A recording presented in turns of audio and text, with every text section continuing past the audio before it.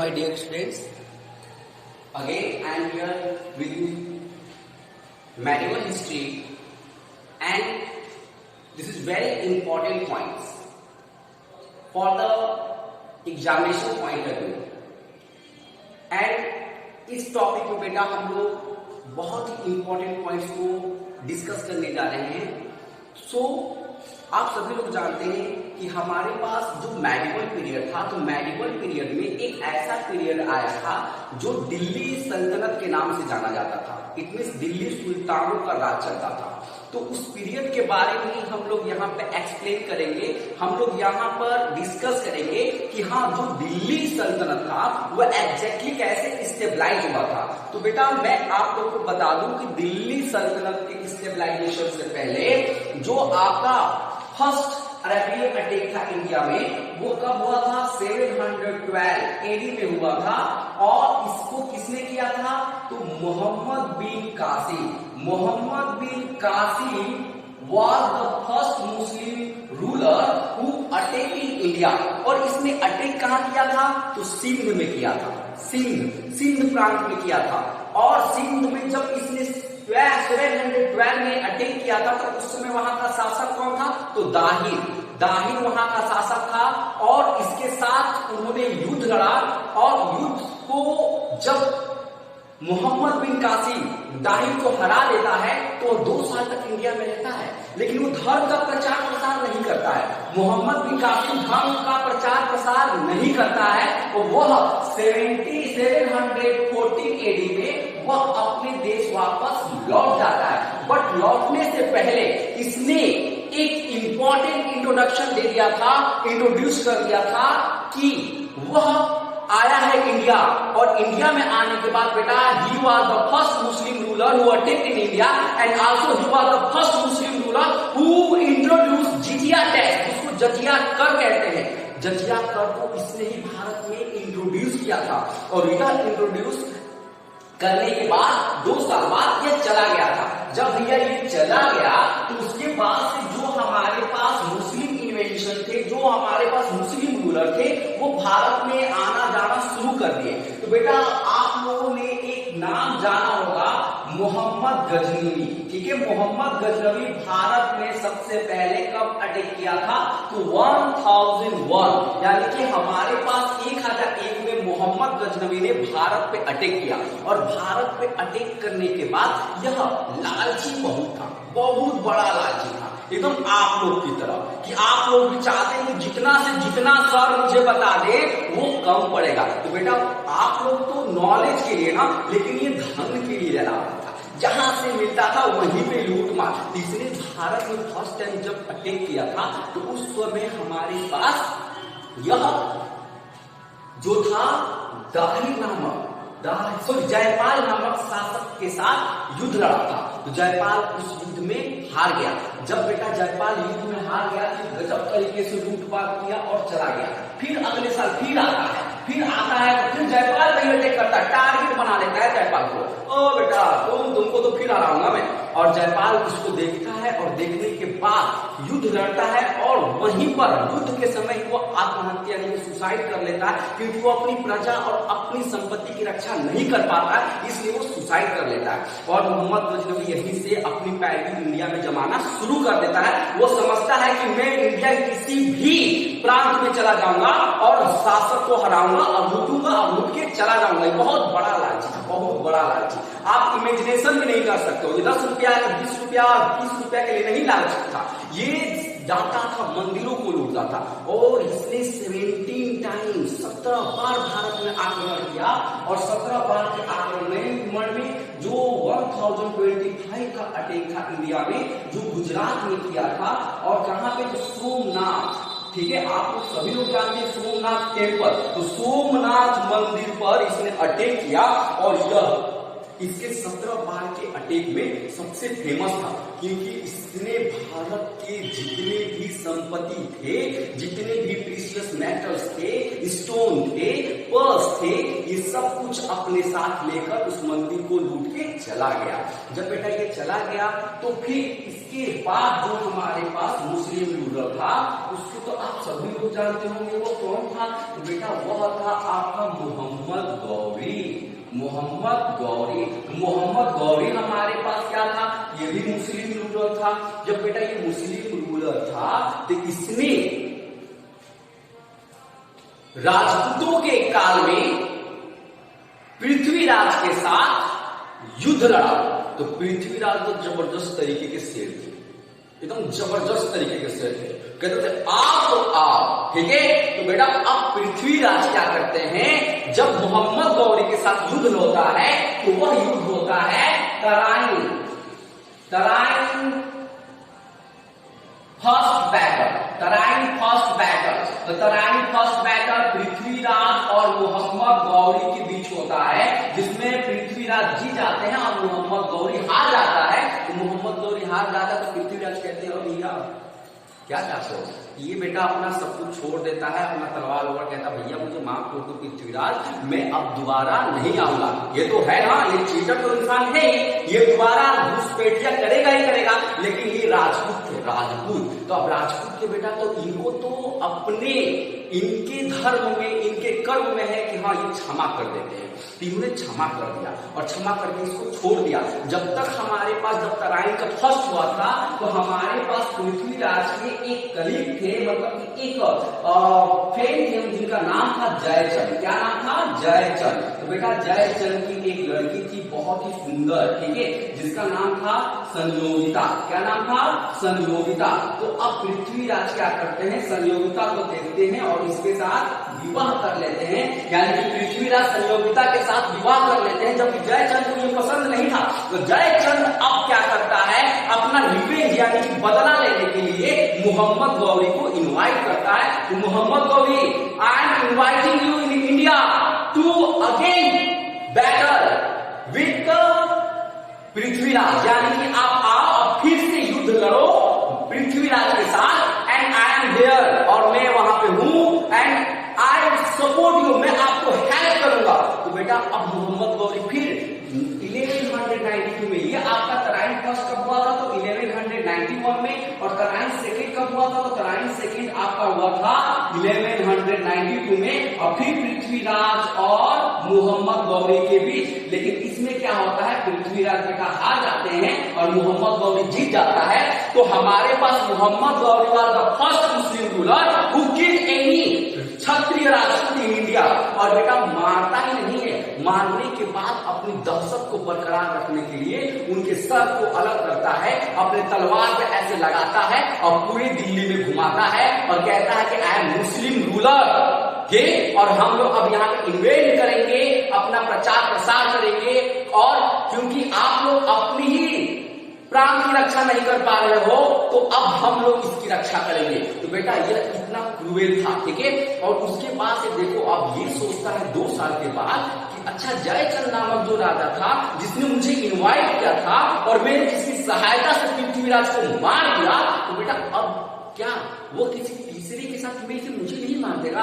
तुरंत ये होशियार चंद थे, होशियार बन गए, और मोहम्मद गौरी फिर 2 साल के बाद, कब 2 साल के बाद 1194 में बैटल ऑफ चंदावर होता है, जो मोहम्मद गौरी और जयचंद के बीच होता है, जिसमें जयचंद मारे जाते हैं और मोहम्मद गौरी जीत जाता है। तो बेटा अब हमारे पास मोहम्मद गौरी जीत जाता है। ये तो बट अटैक था, अभी इन्वेंशन नहीं था, कोई भी एडमिनिस्ट्रेशन स्टेबलाइज नहीं किया था। यहाँ पे मोहम्मद गौरी बस जीता था और जीत के बस अपना प्रभुत्व स्थापित किया था कि हाँ हम बहुत बहादुर शासक हैं। अब बेटा इसके बाद से जब बात आती है तो बेटा अब हमारे पास, आप लोग सोचते होंगे जैसे हिंदुओं में, सिख में, क्रिश्चियन में, सब जगह हमारे पास गुरु महाराज होते हैं। तो हम क्या करते हैं, कोई भी काम करते हैं तो गुरु से पूछ के करते हैं, शुभ तिथि निकालते हैं, मतलब कि कौन सा डेट हमारे लिए अच्छा है। तो वैसे हमारे पास एक कुतुबुद्दीन ऐबक नामक शासक था, ठीक है, कुतुबुद्दीन ऐबक नामक, जिसने मुस्लिम गुरु यानी कि खलीफा जिसको कहते थे, खलीफा से उसने इजाजत लिया और इजाजत लेने के बाद वो भारत आता है और भारत आने के बाद 1206 में वह दिल्ली सल्तनत यानी कि दिल्ली सुल्तान बनता है और दिल्ली सल्तनत की स्थापना करता है। तो दिल्ली सल्तनत की स्थापना किसने किया था? Who was the founder of Delhi Saltanat? Delhi सल्तनत की स्थापना किया था कुतुबुद्दीन ऐबक। तो बेटा हमारे पास दिल्ली सल्तनत में 5 वंशों ने राज किया था। पहला गुलाम वंश जिसको स्लैब डायनेस्टी कहते हैं और मुगलक डायनेस्टी भी कहते हैं। दूसरा था आपका खिलजी वंश, तीसरा था आपका तुगलक वंश, चौथा था आपका सैयद वंश और पांचवा था आपका लोधी वंश। तो बेटा याद कैसे नाम रखना है कि कौन सा वंश कब आया था, इसके लिए मैं आपको एक ट्रिक बता देता हूं। जैसे यहाँ पे लिखा हुआ है गुलाब, गुलाब खिले तो सांस लो, गुलाब खिले तो सांस लो। तो बेटा अब गुलाब खिलेगा तो सांस कैसे लेंगे? तो अब सांस हम कैसे लेंगे गुलाब खिलेगा तो बेटा अब देखो ट्रिक क्या है। गुलाब मीन्स गुलाम यानी कि slave dynasty, this is the trick.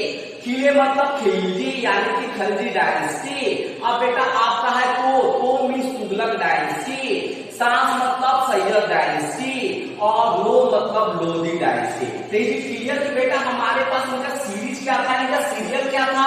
सबसे पहले आपका गुलाम यानी कि slave dynasty, second Khalji dynasty, third Tughlaq dynasty, fourth Syed dynasty और फिफ्थ क्या था? लोधी डायनेस्टी। अब बेटा ये भी क्वेश्चन आता है कि who was the founder of the slave dynasty, who was the founder of the Khalji dynasty, who was the founder of Syed dynasty, who was the founder of Lodhi dynasty. तो बेटा अब इसके हम कैसे क्वेश्चंस को याद करेंगे कि हमारे पास कौन क्या है? तो बेटा इसका भी ट्रिक मैं आपको बता देता हूं। यहाँ पर तो गुलाब खिले तो सांस लो, ये क्या है? दिल्ली सल्तनत के वंशों का क्रम। अब दिल्ली सल्तनत के जो हमारे पास डायनेस्टी थे उनके फाउंडर के नाम कैसे याद करने हैं? तो अब देखो कुतुब जल गया खीबो से, खीबो से। तो कुतुब जल गया खीबो से, इसका मतलब क्या है? कुतुब जल गया खीबो से इट मीन्स हमारे पास these are the series of dynasty in Delhi Saltanat. Delhi सल्तनत में कैसे हमारे जो हमारे पास दिल्ली सल्तनत के जो हमारे पास जितने भी वंशज थे उन्होंने कैसे फाउंड किया था? कौन कौन फाउंड किया था? तो Qutub means Qutubuddin Aibak. Is it clear? Qutubuddin Aibak. अब जल मतलब होता है जलालुद्दीन खिलजी, ठीक है? ये आपका Qutubuddin Aibak, he was the founder of slave dynasty. Jalaluddin Khilji, he was the founder of what?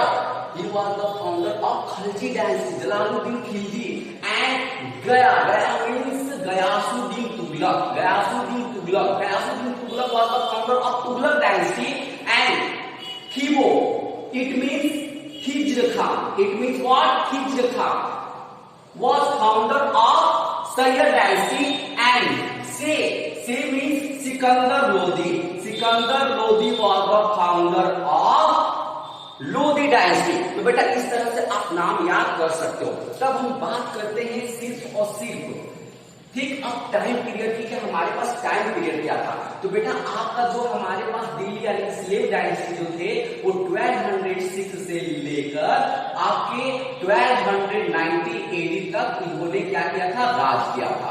अब हमारे पास दूसरा है खलजी डायनेस्टी। खलजी डायनेस्टी बेटा ये कहां से स्टैंड हुआ? 1290, ये 1290 पे आ गए थे और आने के बाद बेटा ये लोग 1320 यानी कि सिर्फ और सिर्फ 20 साल तक 30 ईयर्स तक इन्होंने किया था। अब हमारे पास नेक्स्ट है तुगलक डायनेस्टी। तो तुगलक डायनेस्टी बेटा हमारे पास कब से कब तक हमारे पास यहाँ पे चलेगा? तो अब यहाँ पे 1320 है तो 1320 हो गया। अब 1320 के बाद आपका जो हमारे पास है इन्होंने 1414 तक ये अपने एडमिनिस्ट्रेशन स्टेबलाइज किए थे। उसके बाद में आपका सैयद डायनेस्टी। तो सैयद डायनेस्टी बेटा 1414 से लेकर 1451 तक, और जो लास्ट डायनेस्टी था लोधी, इन्होंने 1451 से लेकर 1526 तक इन्होंने अपना शासन किया था।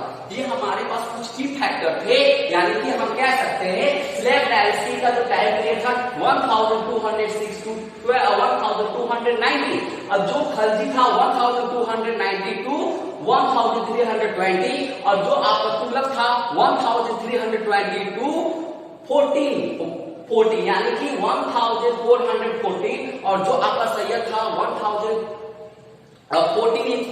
यानी कि आपका 1414 से 1451, और जो आपका लोधी था 1451 से 1526, और 26 में दिल्ली सल्तनत छुर और गायब हो जाता है, और आता कौन है? मुगल डायनेस्टी। ठीक है, ये आपका दिल्ली का समय का कार्यक्रम था। This was the period of the Delhi सल्तनत। कि हमारे पास दिल्ली सल्तनत कब से कब था? तो आप कह सकते हो direct 1206 to 1526। This was the time period of the Delhi Sultanate. तो बेटा अब देखो हम कुछ की फैक्टर बात करते हैं। जो आपका कुतुबुद्दीन ऐबक था वह क्या था? गुलाम था। क्या था? गुलाम था। वह गुलाम था, इसलिए इस डायनेस्टी का नाम स्लेव डायनेस्टी, यानी कि Qutubuddin Aibak was a slave, and because of that when he stabilized Delhi Sultanate, so his dynasty was known as slave dynasty. slave dynasty जिसका मतलब होता है मुगलक डायनेस्टी या गुलाम डायनेस्टी, यानी कि गुलाम वंश।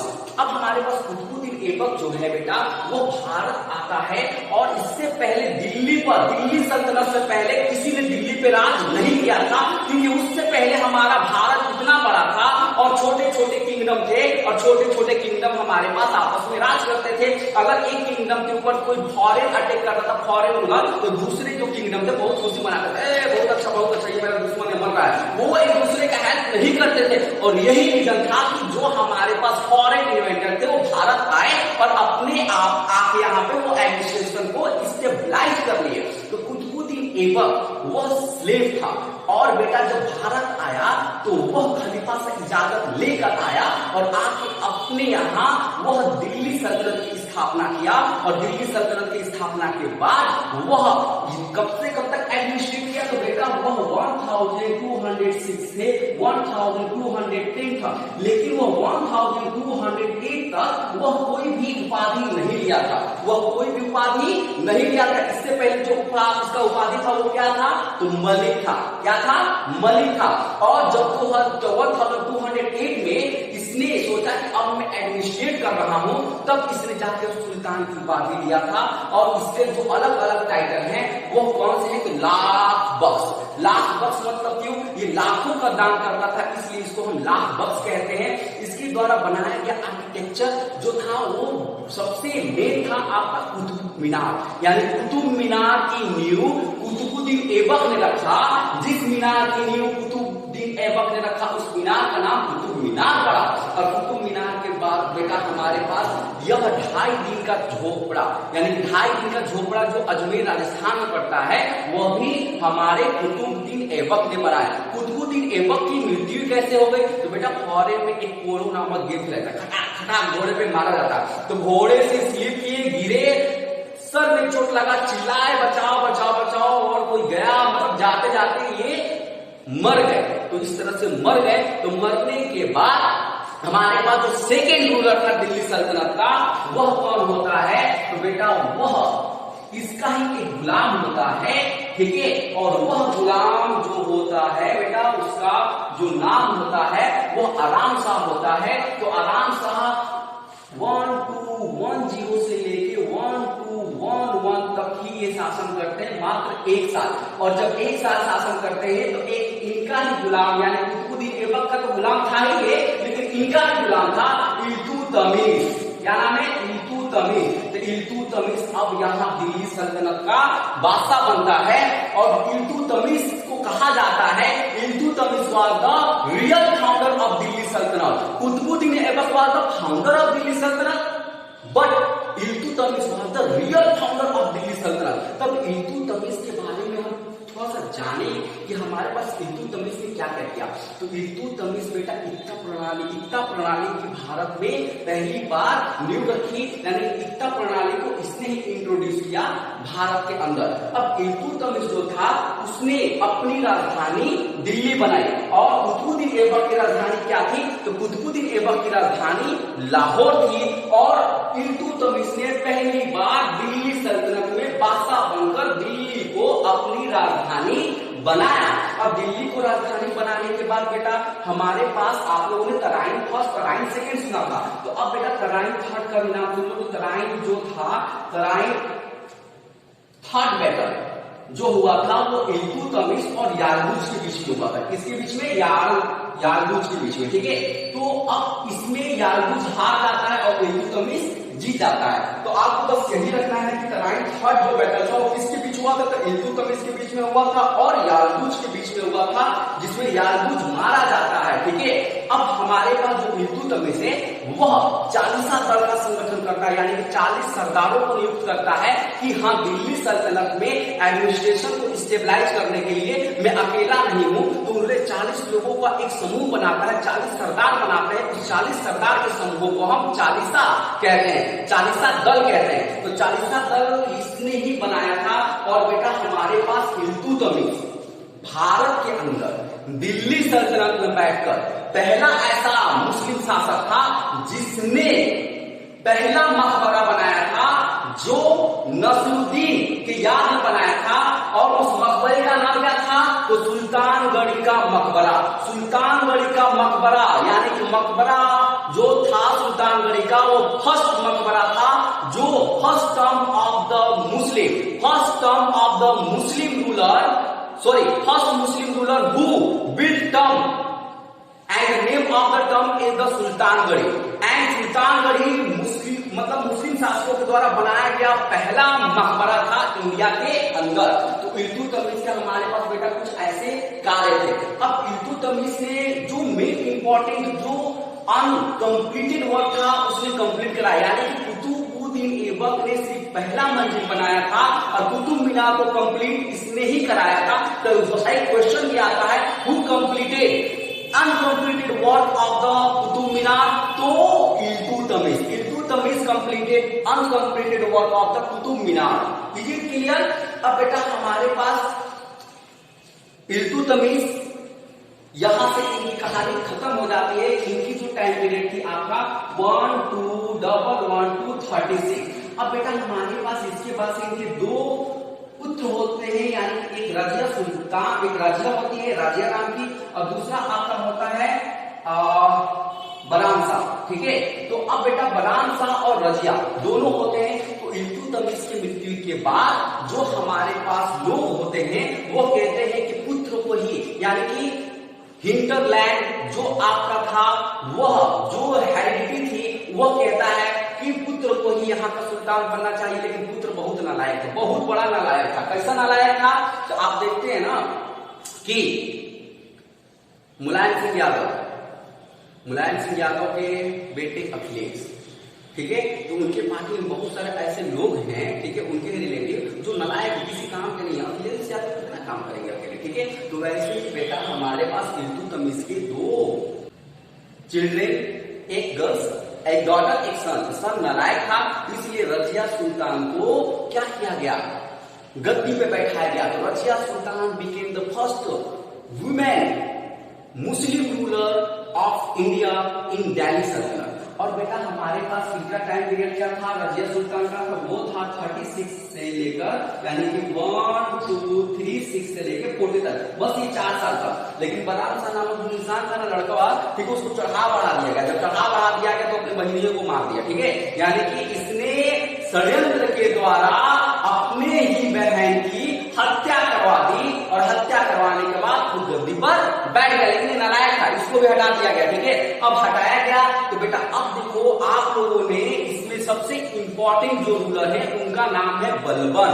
उनका क्या नाम है? बलबन, जिसका मूल नाम है आपका नासिरुद्दीन मोहम्मद। तो बेटा अब हम बलबन की बात करते हैं कि अब बलबन हमारे पास जो आते हैं वो क्या करते हैं? तो बलबन की जो हमारे पास बेटा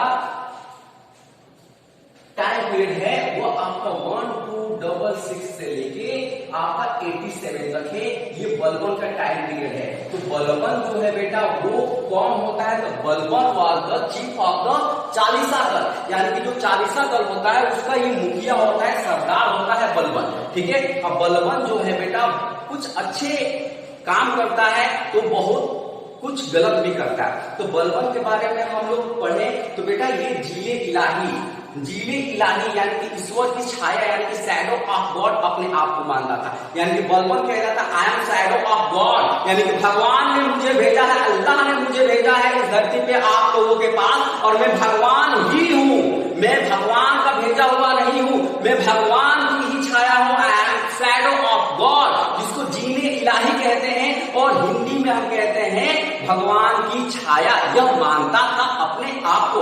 इसने ही जो आपका दो सिस्टम निकाला था, एक आपका था जो एक आपका था पाइबोस और दूसरा आपका था वो था सिजदा। तो सिजदा आज हम लोग करते हैं, सिजदा कैसे करते हैं, मुस्लिम लोग ऐसे करते हैं अस्सलाम वालेकुम, ये बेटा सिजदा यानी कि सर को झुका के किसी के सामने, ठीक है, उसका स्वागत करना। और पैबोस मतलब तुरंत आए पैरों गिर गया था, और बेटा पैबोस मतलब हम पैरों पे गिर जाए और कहे कि मालिक आप ही तो है मेरे मालिक। ठीक है, तो ये जो सिस्टम था बलबन ने स्टार्ट किया था। ठीक है, कौन कौन सा, paibos and sijda. Sijda means when we do welcome like this, हाथ जोड़ के सर झुका के, when we bend our heads and welcome. और जो पैबोस था when we totally bend on the ground on the foot of the ruler, that is called the paibos. अब हमारे पास नौरोज नामक एक त्योहार था, तो नौरोज नामक जो त्योहार था बेटा वह बलबन ने ही भारत में शुरुआत किया था नौरोज को त्योहार को मनाने के लिए। अब देखो हमारे पास जो बलबन था तो इतना सब कुछ किया, लेकिन अब इसके कुछ काम हम देखते हैं कि इसने किया था क्या। दीवाने